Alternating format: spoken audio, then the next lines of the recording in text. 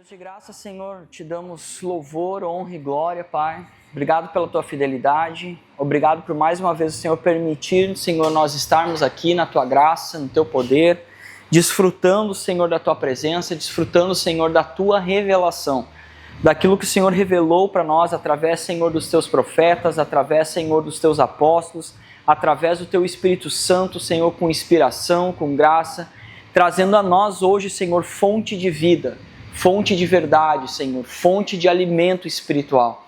Te agradecemos, Pai, te pedimos que essa aula o Senhor possa estar cada vez mais trabalhando em nosso coração, que a nossa mente possa estar atenta, Senhor, tira toda distração da nossa mente, Senhor, que possamos estar focados, queremos estar, Senhor, alinhados com a Tua vontade, desfrutando daquilo a qual o Senhor quer para nós, Senhor, para o nosso querer, o Teu querer em nós, Senhor, em nome de Jesus te pedimos, fica conosco, Espírito Santo, Tu és bem-vindo nessa aula. Te agradecemos por cada oportunidade, por cada minuto que o Senhor estará presente, ensinando-nos, desfrutando em nós da Tua palavra. Em nome de Jesus, amém. Hoje a aula vai ser um pouquinho mais ousada, vamos dizer assim, né? Vai ser um pouquinho mais ousada, porque nós vamos desfrutar um pouquinho da revelação dos tempos passados que se faz presente nesse tempo a qual Lucas narra na história de Atos 2, tá?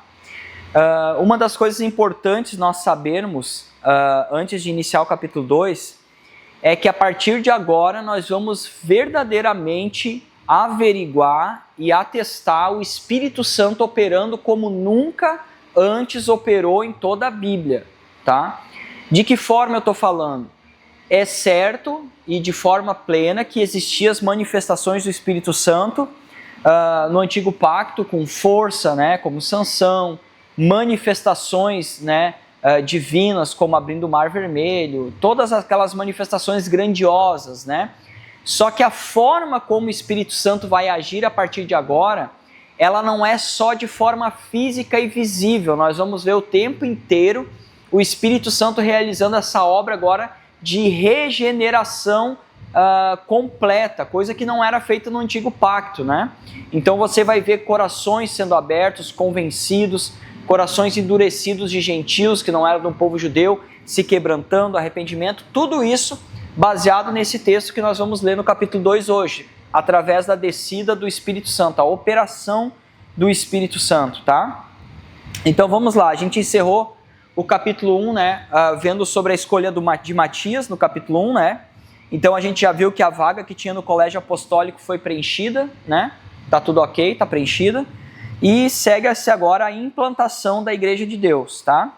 E agora a gente vai ver alguns cumprimentos que vai se dar nesse capítulo 2. Então vamos lá. Versículo 1. Ao cumprir-se o dia de Pentecostes, estavam todos reunidos no mesmo lugar. Interessante a primeira descrição de Lucas, tá? Tu vê que as outras narrativas que nós tínhamos no livro de Marcos... Boa tarde, pessoal. Tudo bem? Você vê que as outras narrativas que nós tínhamos no livro de Marcos, quando se tratava das festas, nós geralmente víamos as narrações assim, ó, ao chegar da data, da ocasião da festa, e chegar o dia da festa, né? Ou no dia em que acontecia a festa. Tu pode ver que é um acontecimento como qualquer outro. Mas olha que detalhezinho importante escondido logo no capítulo 1.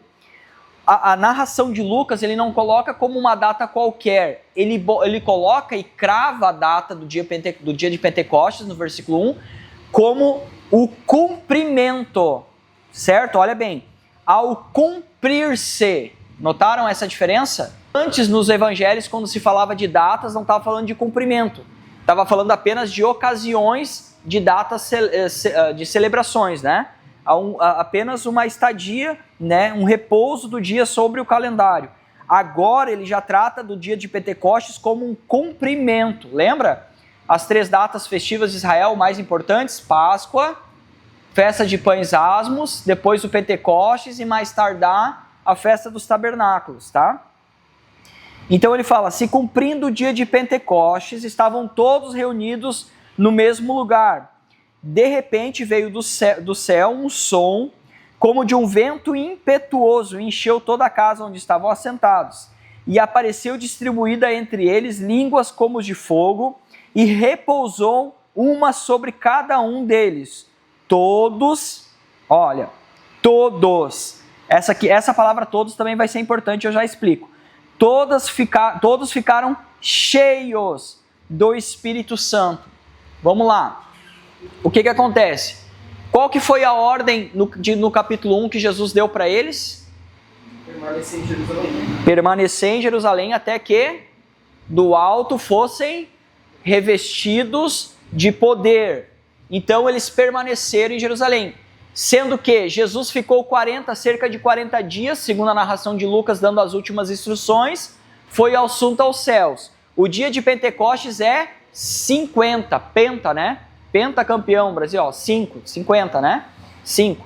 Então, de 50 dias, 40, Jesus ficou dando as últimas instruções, então dá-se entender perfeitamente que eles ficaram 10 dias permanecendo no mesmo lugar, orando e buscando ao Senhor, tá?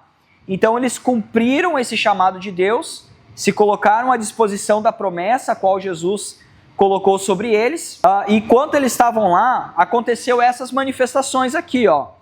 De repente, né, de forma repentina. Não sei se alguém tem uma versão diferente que fala outra palavra. Alguém tem? Todos estão de repente? Tá.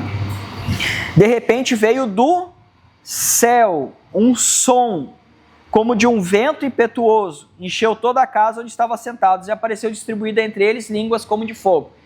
Isso aqui é uma manifestação não incomum na Escritura, porque nós temos algumas coisas semelhantes, tá? Por exemplo, no Monte Sinai, quando Moisés estava lá em Êxodo 19, né?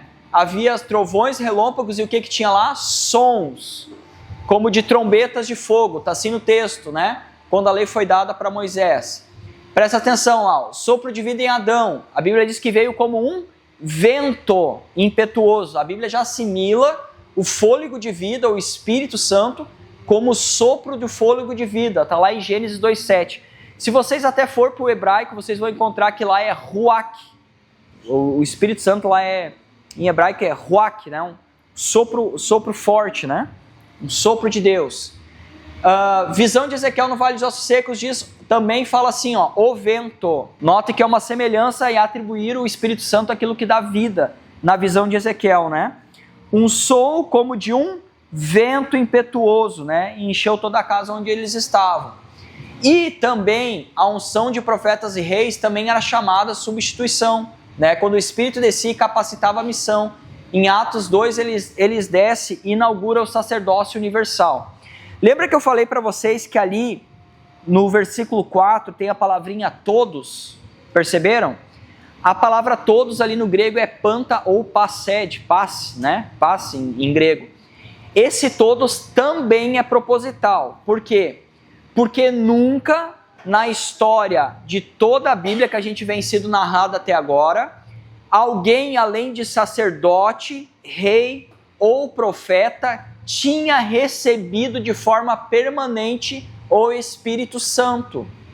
No Antigo Testamento, o Espírito Santo ele vinha, ficava brevemente sobre ou sobre o rei, ou sobre o sacerdote, ou sobre o profeta, de forma momentânea e depois se apartava.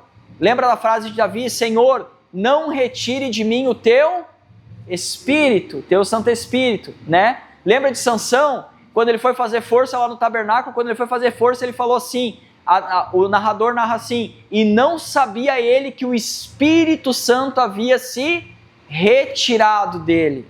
Então note que as visitações do Espírito Santo no Antigo Testamento eram temporárias, específicas, de visitação não permanente. Esse todos aqui é proposital para mostrar que agora esse ciclo foi quebrado. E agora o Espírito Santo pode habitar em qualquer pessoa. Não mais só em sacerdotes, não mais só em reis, não mais só em profetas, mas em qualquer pessoa a qual o Senhor chamar, tá? Então esse todos é de forma proposital. E ele ainda fala assim, ó, ficaram todos cheios do Espírito Santo e passaram a falar outras línguas, segundo o Espírito concedesse que falassem. nesse exato momento se inaugura o sacerdócio universal. O que é sacerdócio universal, gente? Alguém lembra a função do sacerdote no Antigo Testamento? Alguém lembra? Fazia a oferta do povo até para Deus, né? Era como se fosse um intermediador. O povo presta suas preces, expressa para o sacerdote vai até Deus, conduz a voz do povo até Deus. Precisava de um sacerdote. Com essa descida do Espírito Santo e todos sendo cheios do Espírito Santo, agora qualquer um pode se achegar a Deus e conversar com Deus por intermédio do Espírito Santo. Então se inaugura o sacerdote universal, ou seja, qualquer pessoa agora, independente de etnia, nacionalidade, né, raças, tribos ou nações, pode, mediante o crer em Cristo, receber o Espírito Santo, interceder, conversar, falar, né, se achegar a Deus, tá bom? E derramar outras línguas conforme o Espírito Santo lhe concedia que falasse. Eu vou falar um pouquinho sobre isso aqui. Tá, vocês já ouviram falar da Torre de Babel? Todo mundo já ouviu falar? É tranquilo para vocês? Todo mundo já leu lá em Gênesis entre 4 e 6 lá, né? O que aconteceu lá na Torre de Babel? Duas coisas importantes. Primeira informação, que antes da Torre de Babel, todos falavam um só idioma. Todos do mundo antigo falavam só um idioma. A Bíblia fala porque observou Deus que a iniquidade do homem se multiplicava. Se multiplicar é o quê? Hoje é 2, amanhã é 4, depois é 8, 16, 32, né? E assim vai, 64 e vai embora. Então a velocidade com que a iniquidade estava aumentando era muito rápida. E Deus, para frear o pecado, fez com que um não entendesse mais o outro. E aí vem a famosa frase lá de Gênesis, onde Deus diz assim, ó, desçamos, né? Deus falando com a Trindade aqui, ó, desçamos e confundamos os homens. E a partir daquele momento as pessoas não se entendiam mais, porque cada vez que eu ia falar com o Edilson entendia uma coisa, mas ele ia falar comigo, eu não entendia outra e a gente não se comunicava mais. E dali surgiu a variedade de idiomas, de dialetos no mundo. Até então, antes daquele texto, em Gênesis não existia outros idiomas, existia apenas um idioma. E aquilo foi dado como sentença à humanidade, justamente por causa do pecado. Agora, olha que legal que a gente vai ver aqui agora, tá? Todos ficaram cheios do Espírito Santo e passaram a falar em outras línguas, segundo o Espírito Santo lhes concediam que falassem. Aqui existe uma restauração parcial do que aconteceu lá na Torre de Babel. E a gente vai ver isso de forma muito clara. Vamos perceber bem. Olha lá o capítulo 5. Ora, estavam habitando em Jerusalém judeus, homens piedosos, vindo de todas as nações, debaixo do céu. Quando, pois, se fez ouvir aquela voz, afluiu a multidão, que se possuiu de perplexidade, ou seja, espanto. Ficaram perplexos, né? Cada pessoa ouvia falar na sua própria... Qual que está escrito no texto? Na sua própria língua, tá? Estavam, pois, atônitos e se admiravam, dizendo, vede, não são porventura os galileus todos esses que estão falando?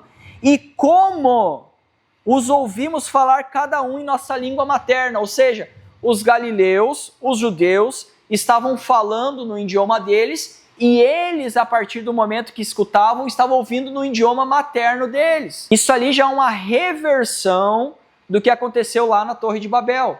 E não é qualquer coisa que eles estavam ouvindo. Eles falaram assim, ó, ouvimos falar em nossa língua as maravilhas de Deus. Olha o propósito, que as outras nações das quais não são judias, agora vão ter o anúncio, o prelúdio das maravilhas de Deus através de idiomas conhecidos. Isso é maravilhoso, tá? Olha lá. Após o dilúvio, então, toda a terra tinha uma só língua, uma só maneira de falar, né? Os homens decidiam construir uma torre até o céu para fazer um nome para si mesmo. Então aqui, esse é um ato de orgulho e de independência de Deus. Se eu não quero Deus, eu quero ser independente, então eu vou ter meu próprio idioma, minha própria maneira de falar, certo? A minha própria linguagem. Mas em Atos, isso acontece, né? Lá aconteceu como um juízo. Deus confundiu as línguas, tá? Então o resultado disso foi divisão, das nações a confusão e a dispersão. Já o que aconteceu aqui através do Espírito Santo não foi uma dispersão, foi uma unificação. Foi ao contrário, o Espírito Santo está restaurando o que lá atrás foi dividido, através da unificação da língua, tá? Vamos lá. Até aqui tudo bem? Tá tranquilo? Eu sei que esse assunto tem bastante dúvida. Então, se vocês tiverem, vocês me interrompam, tá? Vamos lá. E se admiravam e diziam, não são porventura galileus todos esses que estão falando? E como ouvimos falar cada um na nossa própria língua materna? Aí somos pardos, medos, elemitas, naturais da Mesopotâmia, Judéia, Capadócia, Ponta da Ásia, da Frígia, Panfilha, do Egito e das regiões da Líbia, nas imediações de Cirene, romanos que aqui residem, tanto judeus como prosélitos, cretenses, lá da Grécia, arábios, como todos eles perplexos, todas essas nações perplexas, como ouvimos falar nossas próprias línguas as grandezas de Deus. Olha bem, era gente de toda essa região aqui, ó.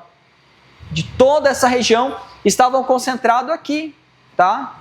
Estavam concentrados aqui, tá? Então eram vários idiomas, vários dialetos, estavam ali por ocasião da festa e de repente veio o Espírito Santo e agora deixa eles perplexos, né? Todos atônitos e perplexos interpelavam uns aos outros, um perguntando para o outro assim, o que tu está ouvindo aí? Eu estou ouvindo grego. Pois é, eu sou cretense e eu estou ouvindo outra língua. Entendeu? Pois é, eu estou ouvindo outra língua. Então, todos tentando entender o que estava acontecendo, tá? Aí, tem alguns ali, todos atônitos e perplexos interpelavam uns aos outros. Quem vem a dizer isso?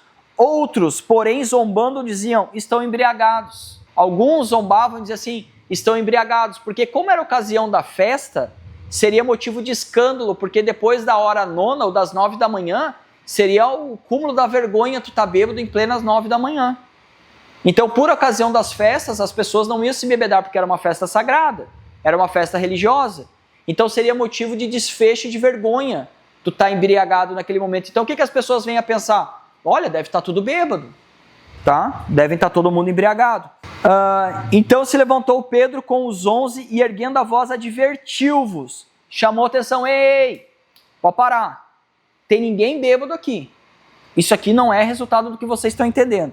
Aí Pedro vai começar um discurso maravilhoso, olha o que ele vai dizer, erguendo a voz, e olha que legal, os 11 mais Pedro ficaram de em pé, olha que legal, todos eles se colocaram de em pé, Pedro chama a atenção das pessoas, porque estava admirado daquilo que estavam vendo, chama a atenção das pessoas e erguendo a voz adverte-nos nesse termos. Vamos lá.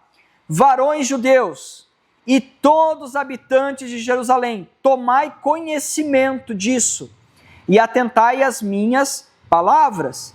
Estes homens não estão embriagados como vides pensando, sendo essa a terceira hora do dia. Mas o que ocorre aqui é o que foi predito por intermédio do profeta Joel. Aí ele vem, cita Joel, capítulo 2, verso 28, tá? Daí ele vai lá e cita, acontecerá que depois que derramarei do meu espírito, o que estava acontecendo ali? Derramamento do espírito, Do meu espírito sobre toda a carne, os vossos filhos, as vossas filhas profetizarão, vossos velhos sonharão, os vossos jovens terão visões, e acontecerá que todo aquele que invocar o nome do Senhor será salvo. Olha só, Pedro invoca a profecia de Joel 2:28 e aplica aquela circunstância. E olha que legal que acontece aqui, que também passa despercebido. Mas olha só como Pedro ele reinterpreta, a profecia de Joel. Ele reinterpreta dizendo assim, e acontecerá nos últimos dias. Esses últimos dias não está no texto de Joel. O que Joel prediz acontecerá naqueles dias ou depois desses eventos.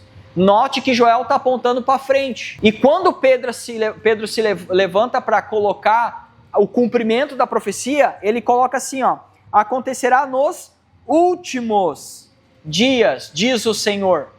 Note que ele, cheio do Espírito Santo, está dizendo assim, esses são os dias do qual Joel profetizou. E esses dias se estendem os últimos dias e se inicia a etapa final da igreja. Perceberam a diferença? Às vezes é um detalhezinho só que a gente passa despercebido, tá? E derramarei meu espírito sobre toda a carne e tudo mais, tá? Derramarei do meu espírito naqueles dias, mostrarei prodígios em cima do céu, sinais embaixo da terra, sangue, fogo, vapor e fumaça. O sol se converterá em trevas e a lua em sangue. E antes que venha o grande e glorioso dia do Senhor, que é a sua volta, note que essa profecia ela tem começo, meio e fim. Nós estamos desfrutando do começo dela desde a sua atuação, mas ela tem algumas partes que não foram cumpridas. Por exemplo, o sol se converterá em trevas, a lua... Esse texto, lembra que a gente leu Marcos capítulo 13, nas predições das coisas futuras? Estava lá que o sol se escurecerá, a lua não dará sua luz e tudo mais. Então, faz parte dessa profecia. Antes que venha o glorioso dia do Senhor, que é o dia da sua volta, tá? Então essa profecia, ela em parte se realizou com a descida do Espírito Santo, com a manifestação do Espírito Santo às nações, mas ela ainda se cumprirá na sua totalidade, tá? Ela não está de total forma cumprida. E ele continua pregando. E varões israelitas, atentei às minhas palavras. Jesus, o Nazareno, varão aprovado por Deus diante de vós, com milagres, prodígios, sinais, a quais o próprio Deus realizou por intermédio deles entre vós, como vós mesmos sabeis. Pedro, na pregação dele, olha o que legal que está acontecendo aqui. Eu sempre falo para vocês que toda pregação bíblica, ela surte efeito, né? Toda vez que nós pregamos a palavra, ela surte efeito, porque o poder está na palavra. E olha que legal, Pedro não está querendo convencer ninguém de coisas dele mesmo. Pedro poderia ter chegado e dito para a multidão, gente, eu mesmo andei com Jesus, ele pegou peixes e fez peixes subir ao meu barco de forma da qual eu não podia recolher, ele mesmo fez tantos milagres da qual eu mesmo vi. Não, Pedro não faz isso. Pedro invoca a Escritura para pregar o acontecimento. Olha a importância de nós sempre termos o atestado bíblico daquilo que falamos. As nossas experiências não são para pregação, são para testemunho de fé. A pregação deve e tem que ser a palavra de Deus. Então olha só, Pedro invoca os acontecimentos das quais as próprias pessoas viram, que foram os milagres de Jesus, as maravilhas, e traz o cumprimento das promessas para cima do seu tempo. Ele vai falando o seu sermão e vai trazendo o cumprimento. Está escrito. Está escrito, viu que se cumpriu? Está escrito. Essa que é a forma de Pedro pregar, tá? Aí ele fala assim, sendo esse entregue e determinado a desígnio da presciência de Deus, vós o matastes crucificando por mãos de iníquos, ao qual, porém, Deus ressuscitou, rompendo os grilhões da morte, porquanto não era possível que fosse ele retido por ela, porque a respeito de Davi diz, e lá vem ele trazer mais um texto de Davi. Notou? Jesus foi morto por vocês, crucificado por vocês, mas os grilhões da morte não reteram Jesus, ele ressuscitou conforme está escrito. Ele aponta para trás novamente a profecia de Davi, que é aqui em Salmos 16, 8 e 11. Porque dele disse Davi, tenho posto o Senhor continuamente diante de ti, pois não deixará a alma no céu e nem permitirá que o teu santo veja a corrupção. Viu que interessante essa pregação de Pedro? A estrutura da pregação de Pedro é a palavra e o cumprimento da palavra. Gente, não existe nada mais eficaz na pregação do evangelho do que a palavra. A palavra é que se cumpre, a palavra é que tem poder, a palavra é que transforma, a palavra é que traz fé. Então, quando nós anunciarmos às pessoas, nós temos que estar apto na palavra. Então, não adianta de nada nós termos experiências mirabolantes com Deus, mas nós não temos embasamento na palavra. Se eu chegar e disser para vocês que eu tive uma experiência e veio um anjo e falou tantas e tantas coisas para mim e ela não for autenticada pela palavra, aí pode vir pessoas de outras religiões dizer que tiveram experiências também. E daí o que vai bater, qual que é o critério da verdade entre mim e as outras pessoas? Não vai ter, porque vai ser experiência versus experiência. Mas quando nós trazemos o conteúdo e o cumprimento da palavra, o efeito surge. Nós vamos ver qual que é o resultado dessa pregação de Pedro, né? Diante de mim vi sempre o Senhor, porque está à minha direita, para que eu não seja abalado. Por isso se alegrou meu coração e a minha língua exaltou. Além disso, também a minha própria carne repousará em esperança, porque não deixarás a minha alma na morte, nem permitirá que o teu servo veja a corrupção. Fizeste-me conhecer os caminhos da vida, encheu de alegria a tua presença. Porque o que acontece? A presença de Deus é o que traz essa vívida alegria, tá? Aí ele vem com mais um pedido, né? Irmãos, seja-me permitido dizer-vos claramente a respeito do patriarca Davi. Novamente, Pedro trazendo sempre a ideia de que tudo que está acontecendo já estava predito. Já estava predito, tá? Vamos lá. Que ele morreu e foi sepultado, e o seu túmulo permanece entre nós até hoje. Sendo, pois, profeta, e sabendo de que Deus lhe havia jurado um dos seus descendentes que se sentaria no seu trono. Prevendo isso, referiu-se à ressurreição de Cristo, que nem foi deixado na morte, nem seu corpo experimentou corrupção. E a este Jesus, Deus ressuscitou, do que todos nós somos testemunhas. Exaltado, pois, à destra de Deus, tendo recebido do Pai a promessa do Espírito Santo, derramou isso que vedes e ouvistes. Olha que interessante. Pedro ele faz em um parágrafo todo o resumo dos cumprimentos. A predição de Jesus tinha sido dita, a sua morte tinha sido predita, e ele vai confirmando e atestando e citando os textos do Antigo Testamento. E quando ele faz todo, ele cria um caminho da história para chegar no Espírito Santo, que é exatamente o que está acontecendo naquele momento. Porque ele fala assim, ó, a esse Deus Jesus ressuscitou, a esse Deus ressuscitou, do que todos nós somos testemunhas, exaltado, pois, à destra de Deus, tendo recebido ao Deus Pai. Ele está tratando do capítulo 1 de Atos, né? Lucas aqui está colocando essa colocação. Agora vem assim, ó, a promessa do Espírito Santo. Lembra da promessa de Deus em vida? Que ele iria ao Pai, mas não nos deixaria um órfão, mas enviaria o Consolador, o Paracletos, né? E aqui Pedro está rogando a promessa de Jesus e dizendo isso se cumpre agora, tá? Então tem vários textos aqui, olha, senta à minha direita, esse texto ele tira lá de Salmo 110, verso 1, que se cumpre aqui, em Atos no 34 e no 35. Assenta à minha direita até que eu ponha os inimigos por escabelos dos teus pés. Essa ideia de botar os inimigos por escabelos dos teus pés é uma ideia de vitória espiritual, tá? Tem um texto, vamos lá para ele. Pega lá em Colossenses capítulo 2. Capítulo 2, verso 13. E a vós outros que estavam mortos pelas vossas transgressões e pela incircuncisão da vossa carne, ele vos deu vida junto com ele, perdoando todos os vossos delitos, tendo cancelado a escrita de dívida que era contrária a nós, que constava em ordenanças, pela qual era prejudicial, removeu inteiramente, cravando na cruz de Cristo. Agora observa o 15, olha o 15. E despojando os principados e potestades, publicamente os expôs ao desprezo, triunfando deles na cruz. Note que o texto fala, assenta de minha direita até que eu ponha os inimigos por escabelos dos meus pés.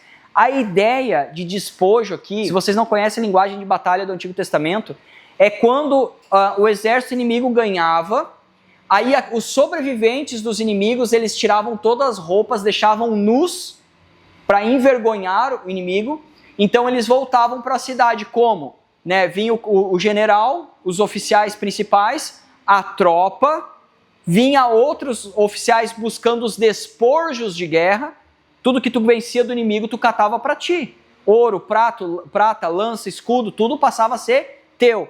E lá atrás vinham os inimigos nus, amarrados, caminhando assim, ó, nus, como motivo de vergonha, para toda a cidade ver. Isso é o que ele está falando, é uma linguagem de guerra. Olha só o que Paulo fala. E despojando os principados e potestades. Ele está dizendo que Jesus fez isso quando venceu na cruz com os espíritos malignos. Jesus triunfou na cruz e fez isso. Então, quando ele bota para o inimigo por escabelo dos seus pés, é justamente isso. Na cruz, Jesus adquiriu essa vitória, tá?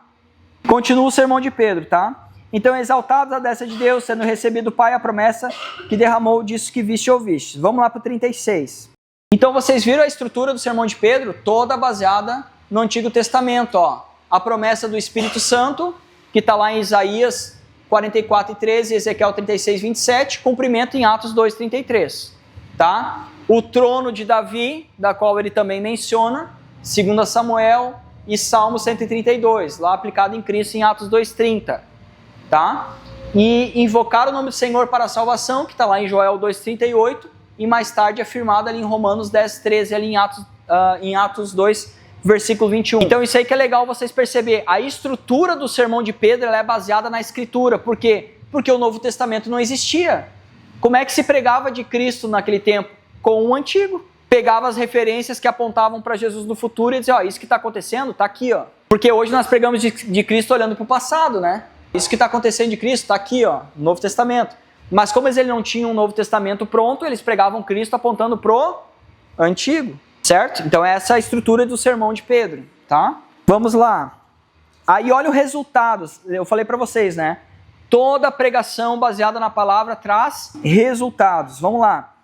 Esteja abundantemente certa, pois toda a casa de Israel, de que a este Jesus, de que vós crucificaste, Deus o fez Senhor e Cristo. Aí olha que legal agora. Ouvindo eles essas coisas, compungiram-se-lhe o coração e perguntaram a Pedro e aos demais apóstolos, que faremos? Gente, vocês veem a consciência despertada aqui. Olha que legal. A princípio estavam chamando de bêbados. Aí Pedro se levanta e diz assim, não, bêbado não.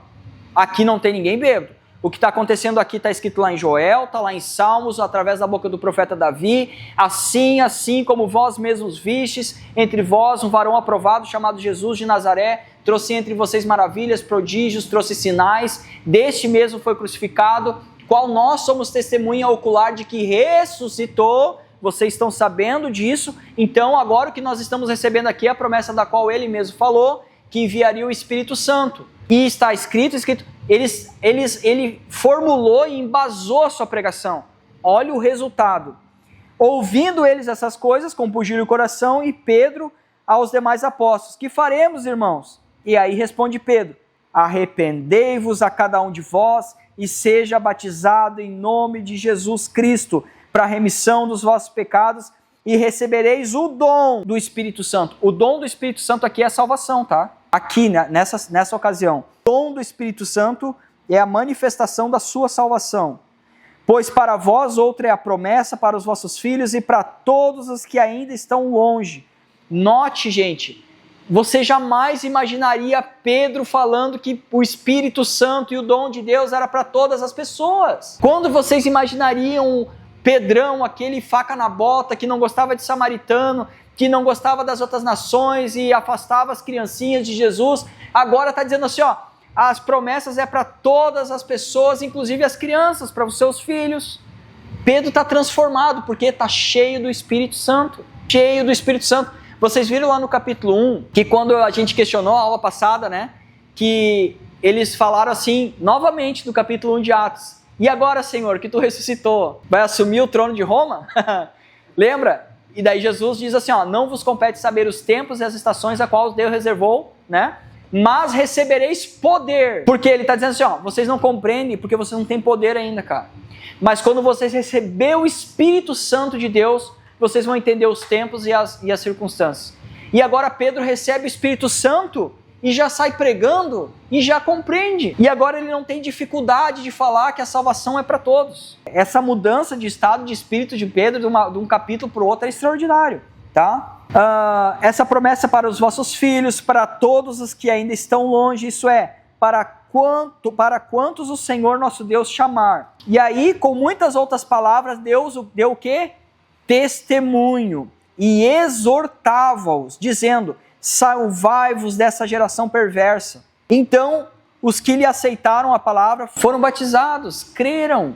E havendo acrescentado naquele dia quantos? 3.000 almas. Numa pregação sem microfone, sem mídia, sem telão, só no Espírito. Agora vocês lembram da promessa lá em Lucas 5 sobre Jesus? Jesus prepara Pedro e diz de pecador para peixe para pescador de almas, né? segue-me e vos farei pescador de homens. Talvez Pedro nunca pegou 3.000 peixes numa noite inteira, mas num sermão ele pegou 3.000 pessoas. Se cumpriu na íntegra o que Jesus prometeu para Pedro. Jesus disse para ele: vinde, me segue, e eu vou fazer de ti, Pedro, pescador de homens. De ti.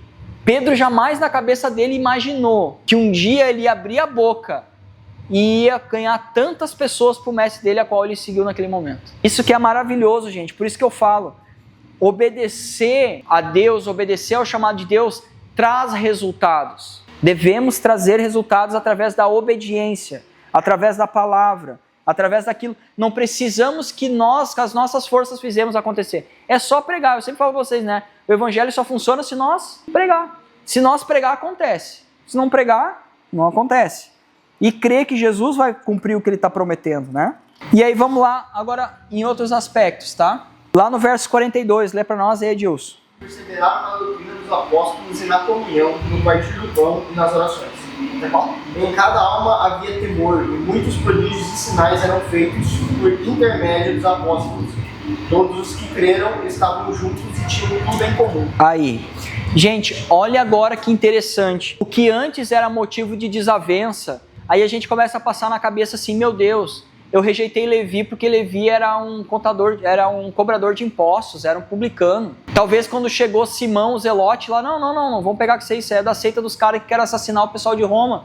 Vai dar ruim para nós andar com esses caras. Jesus se aproximava de uma samaritana, né? Aí chegou Tiago e João lá, vou mandar fogo lá, Senhor. Queremos que tu ore lá para botar fogo no arraial dos caras. Agora eles estão unidos, de forma unânime, já não tem mais diferença. Você nota que o Espírito Santo traz sobre eles comunhão. O Espírito Santo quebra diferenças. O Espírito Santo tira as diretrizes, as barreiras, os grilhões, as diferenças, né? Olha que legal. E perseveravam na doutrina dos apóstolos. Lucas faz questão de botar a palavra doutrina, da qual muitas vezes traz um aparato de regras, um aparato de mentoria. Perseveravam na doutrina dos sacerdotes? Não. Na doutrina dos anciãos? Não. Dos escribas? Não. Dos apóstolos. Lucas aqui intencionalmente está dizendo que a doutrina da qual está gerando fruto aqui é a doutrina da qual Jesus gerou através dos apóstolos. Dos apóstolos. Certo? Aí eles falam assim, a doutrina dos apóstolos e na comunhão, tá? Aqui a palavra comunhão no grego é kaionia. É estar junto, ter tudo em comum, objetivos em comum. No partir do pão, né, que é a ceia. Vamos aqui, perseveravam na doutrina dos apóstolos, né, que é o ensino. A igreja crescia sobre o fundamento da palavra. A igreja começa a ser estruturada de forma unânime na palavra. Não era em outra coisa, era na palavra que era ensinada pelos apóstolos. Eles aprendiam sobre Jesus, sobre o reino, sobre a cruz, ressurreição, sobre o Espírito Santo que era derramado. É esse o ensino que trazia vida.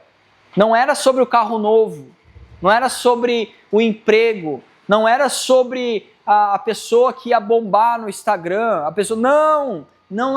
Jesus, sobre o reino, sobre a cruz, tá? Esse é o assunto do evangelho, né? A doutrina apostólica formava na fé, formava a base da fé, protegendo as heresias e mantendo a unidade, né? Na comunhão, relacionamento, né? Que nem eu falei ali, kaionia, né? Que significa compartilhar a vida, a fé e recursos, tá? Compartilhar, né? Não era apenas amizade, mas vida em comum. A partir de agora, todos eles vão viver para Jesus, uma família espiritual, né? E no partir do pão, que é a ceia, né? Ceia e comunhão à mesa. Gente, deixa eu falar um pouquinho de ceia para vocês. A ceia passa a ser instituída para a igreja naquele tempo já como símbolo de unidade, porque não tem maior unidade do que sentar na mesa e participar de um alimento com alguém. Isso é a demonstração do relacionamento íntimo. Tu sentar na mesa para dividir o alimento que sustenta a vida.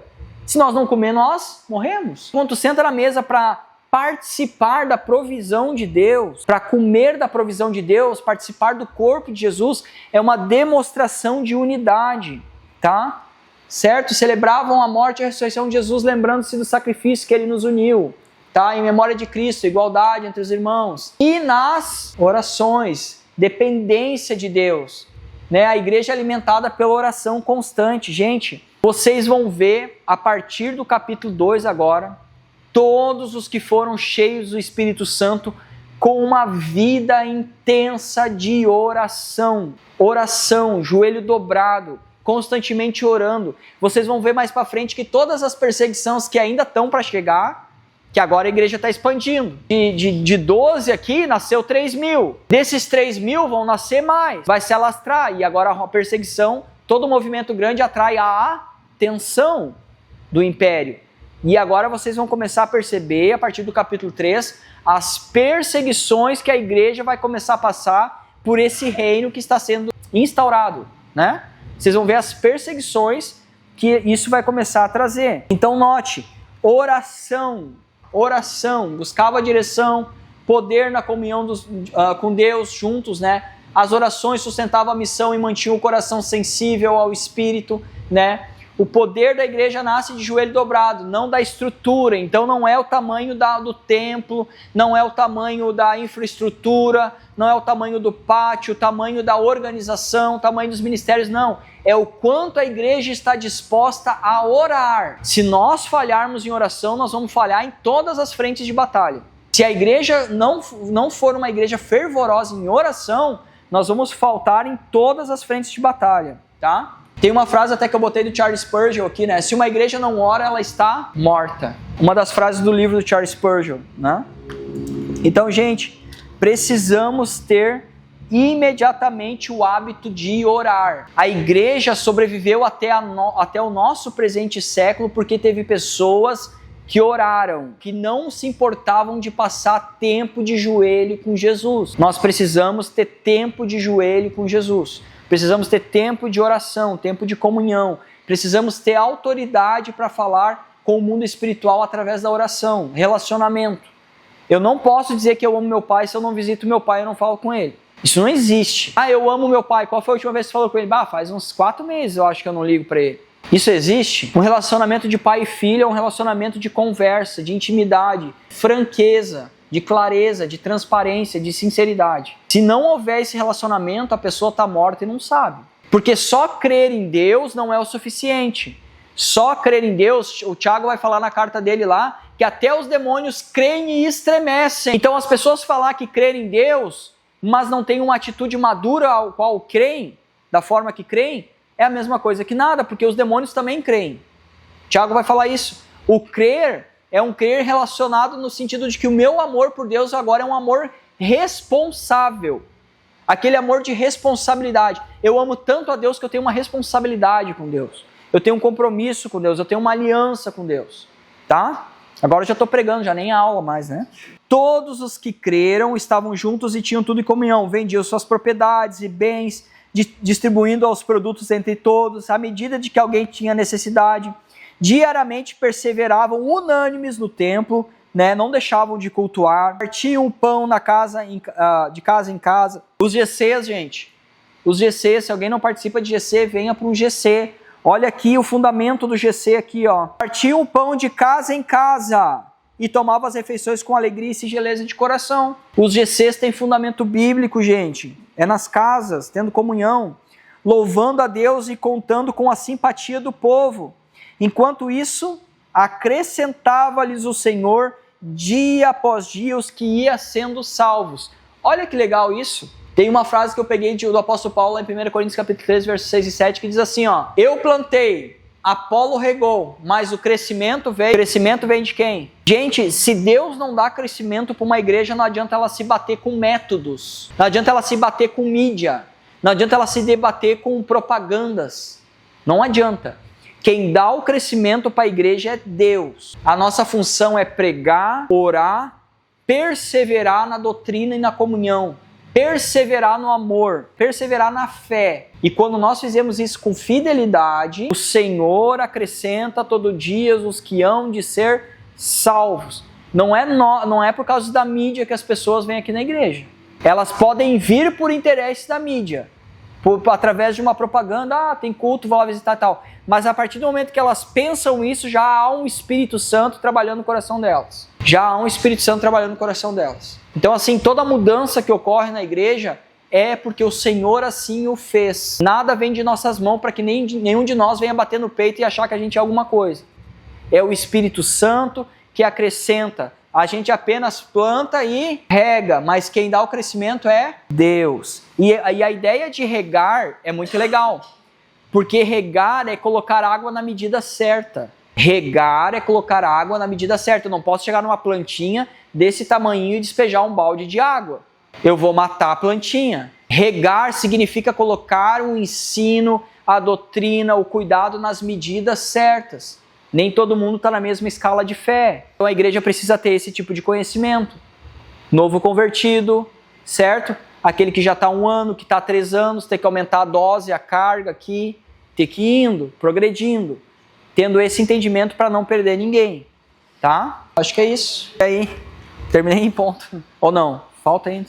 Vamos lá. Alguma dúvida do capítulo 2? Sobre línguas, sobre o Espírito Santo, no sentido de dizer que alguém se embriagou com o Espírito Santo? Não, no sentido de, eu sou crente, eu não posso beber. Sim. Então, a Bíblia, ela não proíbe, Efésios capítulo 5, verso 18, não vos embriagueis com vinho, mas enchei-vos do Espírito. A ideia da Bíblia sempre é eliminar da nossa vida tudo que escandaliza, principalmente a embriaguez. A embriaguez é pecado porque tu perde a lucidez. A Bíblia não proíbe a bebida em si, a Bíblia proíbe a embriaguez. Porque através da falta de sentido e de consciência embaçada, a consciência embaçada traz escândalos, certo? Traz vergonha, assim como houve com Noé. A Bíblia não falou que Noé foi julgado porque plantou uma vinha. Foi julgado porque se embriagou dela. Ficou nu diante dos seus filhos e tomou vergonha e os amaldiçoou. A Bíblia diz que nós não podemos ferir a nossa consciência, para com a nossa consciência. E o apóstolo Paulo ao mesmo tempo diz que tudo posso, mas nem tudo me convém fazer. A parte de ser conveniente ou não, você tem que analisar a sua maturidade de fé. Se eu sou um ex-alcoólatra, eu vou me envolver com bebida só porque a Bíblia permite? Não convém. Então, se não convém, eu não bebo. Eu sou alguém que controla a minha moderação, sei lá, de vez em quando eu bebo, eu gosto de experimentar um vinho na minha casa com a minha esposa. Não vai se embriagar? Tem controle emocional? Certo? Não vai escandalizar? Nada contra, nada contra. Nós temos que cuidar para não ser motivo de tropeço para os novos na fé. Então eu não vou beber num bar, por exemplo. Eu não posso estar no altar ali e alguém dizer, não, mas eu passei por esse irmão aqui, ele estava com um copo de cerveja na mesa. Então você tem que ter maturidade. A Bíblia e o Evangelho é muito mais além do que pode ou não pode. É analisar a si mesmo. Analisar a si mesmo e ver o que convém e o que não convém. Algo mais, gente? Vamos lá. A hora de perguntar é agora. Não? Podemos orar? Certeza? Vamos lá então, vamos ficar em pé. Agora, a partir do capítulo 3, o negócio começa a ficar bem legal. Então tá, gente. Deus de graça, Senhor, te agradecemos por essa oportunidade de estar aqui desfrutando da Tua Palavra. Obrigado, Senhor, por o Senhor iluminar nossa mente, pelo Teu Espírito Santo estar ativo em nossos corações, por o Senhor estar nos colocando, Senhor, nesse caminho de alinhamento, Senhor, percorrendo os passos, Pai, dos nossos heróis da fé, a qual o Senhor derramar o Seu sangue, Senhor, pelas nossas vidas, derramar o Seu sangue para carregar por amor o Evangelho, Senhor, a qual o Senhor confiou, Senhor, a qual o Senhor estendeu como verdade, pelos fundamentos a qual o Senhor sustenta as nossas vidas. Em nome de Jesus, Pai, eu te agradeço pela Tua bondade, pela Tua misericórdia, pela Tua graça, Senhor, por tudo que Tu és. Em nome de Jesus, usa-nos nas Tuas mãos, Pai. Abençoa o culto agora à noite, abençoa esse momento que vamos ter, Senhor, de ceia, Senhor, a qual vamos participar, Senhor, simbolicamente do Teu corpo, Senhor, do Teu sangue, esse momento de unidade da igreja, Senhor. Espírito Santo, esteja conosco, Pai, abençoa cada um que entrar nesse lugar nessa noite. Em nome de Jesus, assim te pedimos, Pai. Amém.